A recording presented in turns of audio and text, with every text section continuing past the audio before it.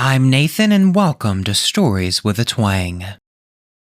Today's episode is called The Spirit of the Spindles, from Jeffrey Introduces 13 More Southern Ghosts by Kathryn Tucker Windham. I'm sure you all noticed that this week's episode is a little short. I've been very busy the past couple of weeks, so I apologize.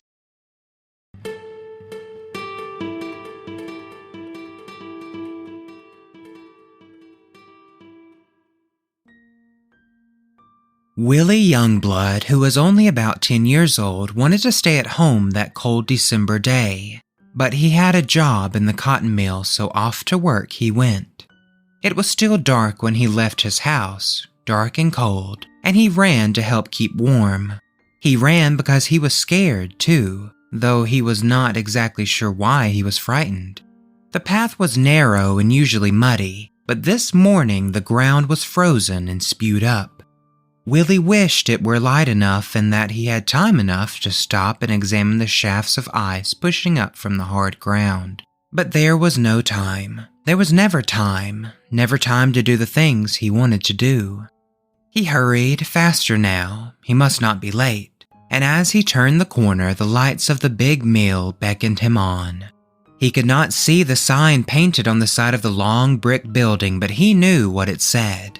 Prattville Cotton Mill, in tall letters, and underneath in smaller letters, established 1846.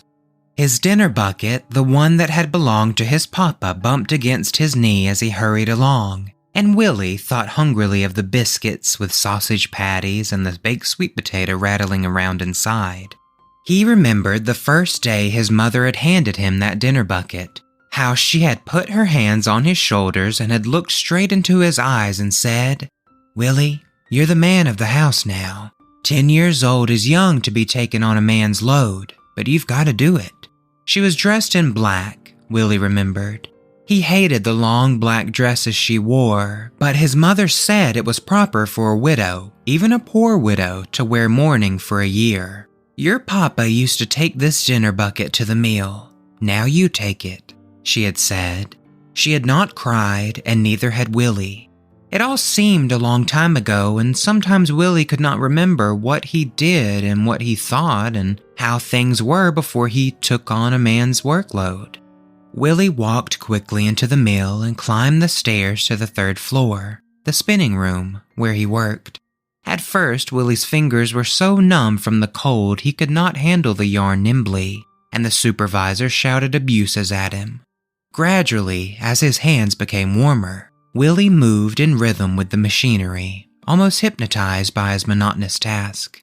Hours later, when the signal sounded for dinner time, Willie sat down against the wall to eat the food his mother had prepared. Several of his friends, boys about his own age, worked in the spinning room with Willie, and during the noon recess they congregated to talk and to swap food from their dinner buckets. This particular day, they talked about how cold it was and speculated on whether or not the mill pond would freeze over. Willie told a story his father had told him of a skating party the young folks in Prattville had one bitterly cold night when the mill pond had iced over. Even Daniel Pratt himself, the man who had built the mill and the town itself, had come to join in the festivities. "Wouldn't it be fun?" Willie exclaimed.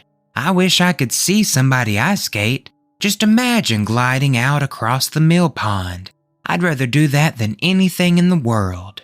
Looking out the window, the boys saw patches of ice along the edge of the pond, even at midday, and they wondered aloud how they could make ice skates just in case. "Let's ask Abner, he'll know," suggested Willie. Abner worked in the card room on the floor below. Willie stepped on the edge of the elevator shaft and called through the opening. "Abner? Hey, Abner!"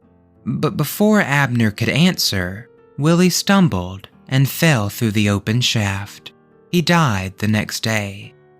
A few years after the boy's death, night watchmen at the mill began telling of a strange woman dressed all in black, whom they sometimes met on their rounds.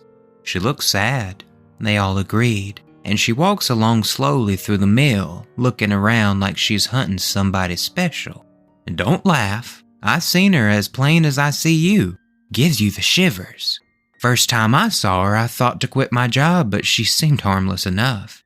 She's been here back 3 or 4 times. Always gives me a shock to step off the elevator or come up the stairs and see her walking straight and quiet along the rows of machines. But she don't bother me, and I don't bother her." The stories of the watchman's encounters with the woman in black varied only slightly, and although many friends scoffed at their reports and suggested the men were loony from being alone too many nights in the sprawling building, they all steadfastly declared that they had definitely seen the black-clad visitor. In the late 1920s, the mill began operating a night shift. Most of the operators on that shift had never heard the tales of the visits by the woman in black, so they were completely unprepared when she appeared that summer night. Workers on the 3rd floor in the spinning room saw her first.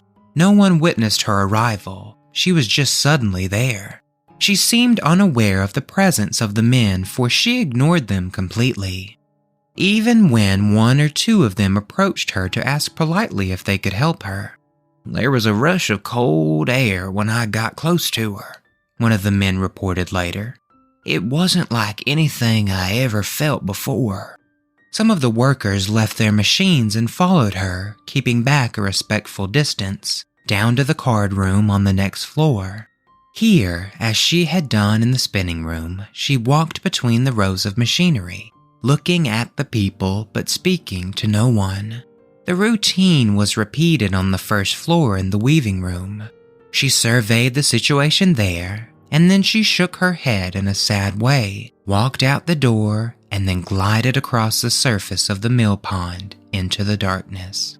Many operators, plain sensible folks not easily deceived, swear they leaned out the windows of that old mill and watched the woman in black glide gracefully across the pond and disappear in the night. And many of them believe they saw the ghost of Willie Youngblood's mother come back to look for her little boy.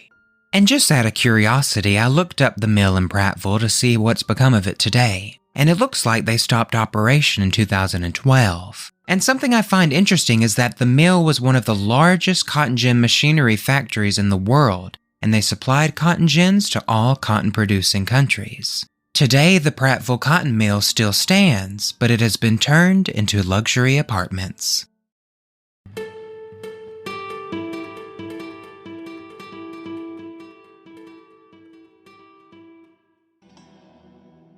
Alright everyone, that's it for this week's story. If you would like to learn more about this week's author, Kathryn Tucker Windham, you can head on over to ktwindham.weebly.com. If you would like me to read your story on the show, you can send it on over to storieswithatwang@gmail.com. The show is on Facebook, Instagram, and YouTube at Stories with a Twang Podcast. You know it would mean an awful lot to me if you could rate and review the show wherever you listen, and please like and subscribe on YouTube. It could really help the show grow. I hope you all have a wonderful week, and until next time, remember that a little twang goes a long way.